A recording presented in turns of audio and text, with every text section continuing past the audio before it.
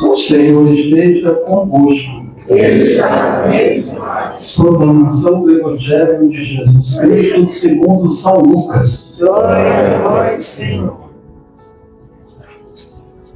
Naquele tempo, algumas pessoas comentavam a respeito do templo que era enfeitado com belas pedras e com ofertas votivas.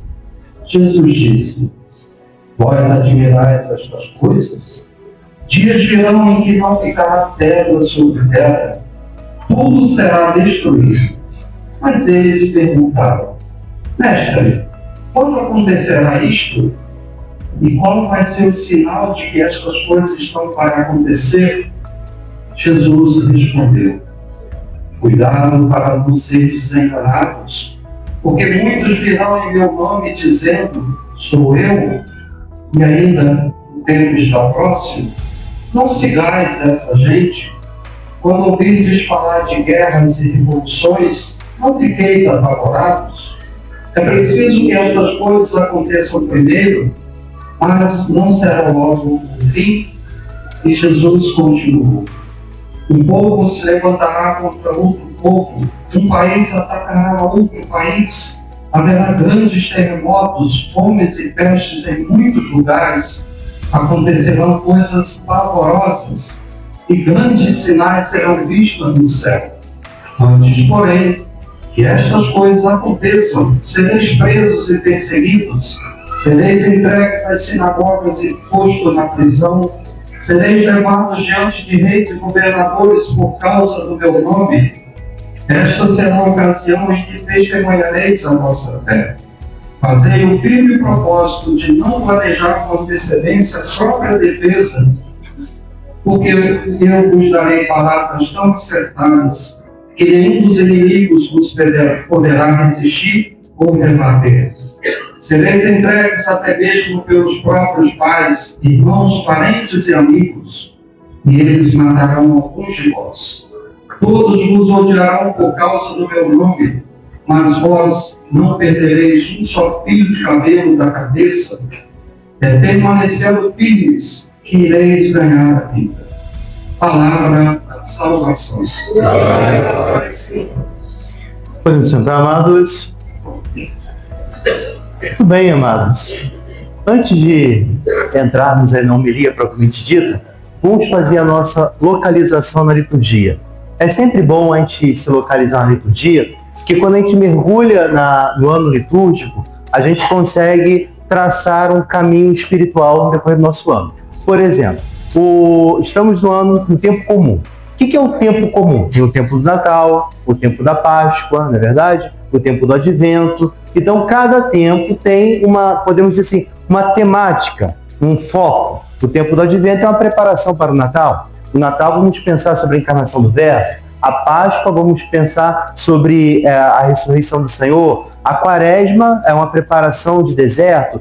O tempo comum, né, ele não é menor do que os outros tempos, porque leva o nome comum, mas o tempo comum quer dizer o cotidiano de Jesus. São 34 semanas que tem o tempo comum. E aí, dentro de uma pedagogia que começa no nascimento, com a vida pública de Jesus, ele dá início à sua vida pública com o batismo, né? E aí, o primeiro domingo, o tempo comum, é justamente o batismo do Senhor, e a partir daí a gente vai entrando no dia a dia do Senhor, na psicologia de Jesus, na sua amizade, onde ele comia, como não comia, os escândalos que causavam algumas atitudes, os milagres, por onde ele começou, qual foi a tática que o Senhor usou para a evangelização, enfim. E a gente, durante 34 semanas, nós vamos recorrendo à vida do cotidiano do Senhor. E já está chegando no final. Hoje é a 33ª semana do tempo comum. Logo, por uma questão de logística, nós começamos a falar agora do final da vida pública do Senhor. Começamos com o batismo, então agora a tendência é falarmos sobre a preparação da sua morte. Então, no Evangelho de hoje, Jesus ele está em Jerusalém, falando justamente, ele já vai para aquele momento final, e ele fala como vai acontecer o fim de tudo. Só que quando ele anuncia o final de tudo, a escatologia, o fim último, ele escandaliza algumas pessoas, porque as pessoas eram muito orgulhosas em relação ao Templo de Jerusalém. muito bonito, muito rico, muito imponente. Aí o Senhor fala, vocês estão admirados com o que existe, o que esse mundo pode lhe oferecer? Eu digo para vocês que tudo passa.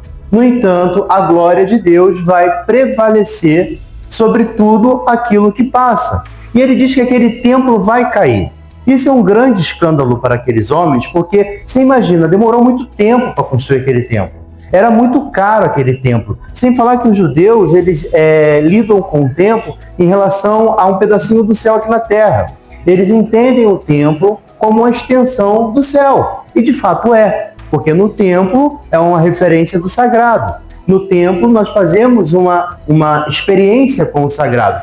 Então Jesus falar que o templo vai ser destruído, isso é uma catástrofe, isso é um absurdo falar sobre isso, né? E ele fala, e no terceiro dia tudo será erguido. Aí ele fala, como assim 3 dias? Demoramos não sei quantos anos? Mas outra coisa que é importante também chamar a atenção é que Lucas, os evangelistas, em nenhum livro da Bíblia é diário, né? Eles não estão escrevendo, à medida que está acontecendo, ele chega no final do dia e escreve, como se fosse um diário. Não é isso, né? Os livros eles surgem 50 anos depois, 60 anos depois. Então é importante a gente perceber que a leitura de Lucas, e Lucas entende o fim do tempo como uma grande catástrofe, de terremotos, briga, morte, separação, porque era exatamente essa experiência que a igreja estava passando. Você imagina, Jesus tinha sido morto, algumas pessoas não tinham entendido a ressurreição do Senhor ainda, os cristãos estavam sendo perseguidos, porque os cristãos do primeiro século, eles estão quebrando um paradigma, não é isso que acontece? É o judeu, e com a religião matriz. E de repente começa a vir um cristianismo, que é uma outra proposta. Então os cristãos eles foram muito perseguidos, os cristãos eram açoitados, os cristãos morriam, perdiam literalmente a cabeça, daí os mártires dos primeiros séculos. Então ser cristão no primeiro século não era algo desafiador. E Lucas ele fazia a leitura desse cenário como o fim dos tempos. E o Senhor fala, nada disso é fim dos tempos. Nada dessas catástrofes naturais, essas coisas, é fim dos tempos. É um sinal dos fins dos tempos, mas fim do tempo não é. Porque a gente sempre passa por isso. É só olhar a nossa história. Por exemplo, qual foi a última grande experiência que nós vivenciamos e achávamos que era o fim dos tempos? A Covid. A gente dentro da Covid falava assim, final dos tempos, né? Vamos sair diferente dessa experiência. A humanidade vai ser outra depois da experiência da Covid. Que nada. Não mudou uma vírgula, né? Continuou a mesma coisa. Né? Quem estava roubando, continuou roubando. Quem estava matando, continuou matando. Quem estava dormindo, continuou dormindo. E por aí afora. Né? Não mudou absolutamente nada. E se você olhar para a história um pouquinho passar, você vai ver tantas e tantas outras atrocidades aí que aconteceram na história. Muitas coisas. Nada disso é fim dos tempos. Mas o Senhor fala que o fim do tempo vai se dar quando a glória do Senhor for definitiva sobre todo esse mal que nós podemos experimentar. Logo, para nós enquanto cristãos, é uma continha matemática. 1 mais 1 são 2. Então, se você parar para analisar, o anúncio aqui é um anúncio muito lógico. Se o Senhor está falando que o fim dos tempos é o fim de toda essa catástrofe, de tudo isso que é ruim, logo, enquanto cristãos, nós devemos desejar o fim dos tempos. Nós devemos querer o fim dos tempos, na certeza de que o mal será eliminado. O que está acontecendo é que quando o demônio ele é derrotado, ele não sai sem antes dar o seu show particular. Não é verdade? Ele bate o pé, ele faz barulho, ele faz sujeira. E o que a gente vê é justamente isso. São sinais da sujeira de uma derrota. É o demônio batendo perna porque entende que está chegando o final em que ele não poderá fazer absolutamente nada. O fim dos tempos é o fim do pecado, é o fim da maldade, é o fim da dor, é o fim da doença. Então, o que o Senhor nos fala, e constantemente Ele nos convida, é estarmos em estado de sentinela. E a Bíblia é cheia de dicas em relação a isso. Quando a Bíblia fala, olha, repensa a sua vida, coloca a tua cabeça no travesseiro e pensa o teu dia, o que você errou, como você pode ser melhor, o que você acertou, como pode potencializar esse acerto. Tudo que o Senhor nos dá enquanto ensinamento é para que no final dos tempos estejamos todos de cabeça erguida, contando e desejando com a misericórdia do Senhor. Então, para nós, enquanto cristãos, não devemos ter medo desse acontecimento, mas um desejo.